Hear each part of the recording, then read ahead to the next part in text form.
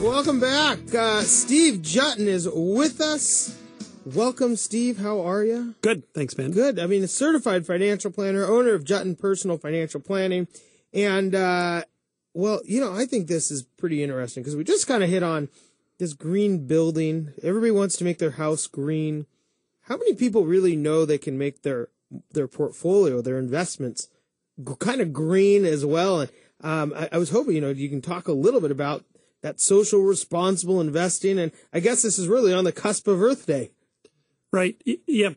The research shows that only about 11% of investments are in socially responsible type of investments. And only about 10 or 15% of the people that I deal with know about it beforehand. So it isn't very well known, but it is possible. And socially responsible investing is basically investing consistent with your values. And there's two basic approaches to this. Assuming you have good values. Assuming you have values that are that you want to express in your investments. Okay. Yes. You can either go on the social side, which is more towards avoiding companies that make weapons or alcohol or engage in gambling. Or you can go on the sustainable side, which are more companies oriented towards the good earth.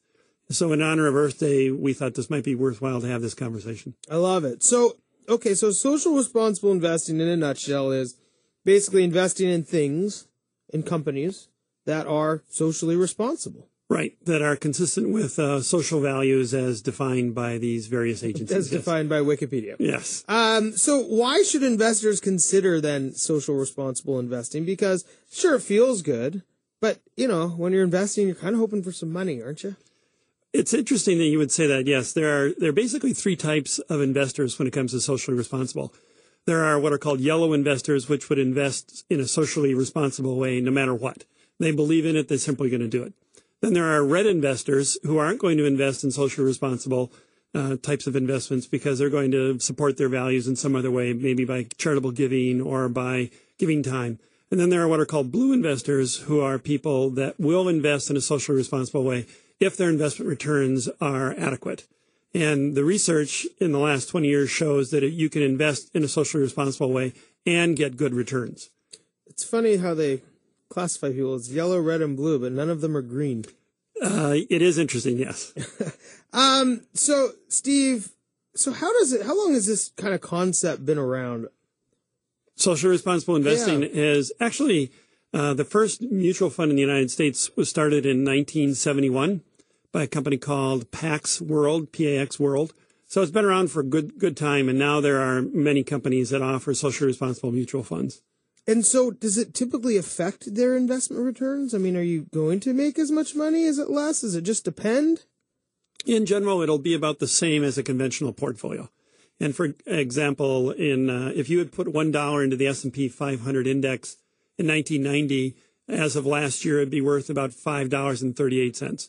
If you put $1 into one of these socially responsible index funds, it'd be worth slightly more than that. So over the last 20 plus years, the return has actually been slightly better. But it goes up and down. It just depends on where we are in the cycle. So actually, your investment return should be just about the same. And so that would seem like it would be somewhat of a no-brainer, right? I mean, you're thinking about investing, and I think most people have some level of social responsibility, maybe. Hey, even if you don't, you can go invest in tobacco and firearms, right? Right. Maybe that's their own thing. Yeah, it's interesting. When I talk to clients or prospective clients, not everybody wants to do it. For whatever reason, they are just not interested in. So those would be the red investors. And there's no value judgment in here on my part. That's just when you bring it up to somebody and we give them the choice, then they can decide what they want to do. It's interesting that they're red. I think that just happened to be where they were on the spectrum. I don't know. It sounds like red state, blue state to me. The ones who will and the ones that won't. But hey, that's a whole nother conversation. That's a whole nother I see David over there glaring at me, so we're gonna go to the next.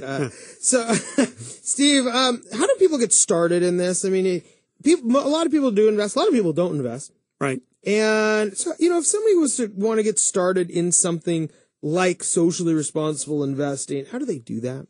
Well, there's a couple ways, and the one item that I was going to actually plug is I have a special free report on my website that if you simply go to finpath.com, I have a free special report that will get people started on how to invest socially.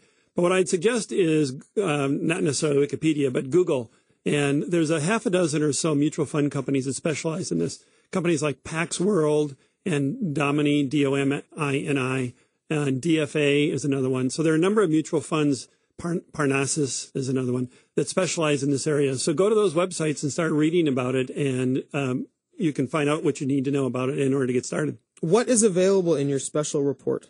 Pretty much everything from soup to nuts. What is socially responsible investing? What are the various branches of it? What are the pros and cons? What are the challenges?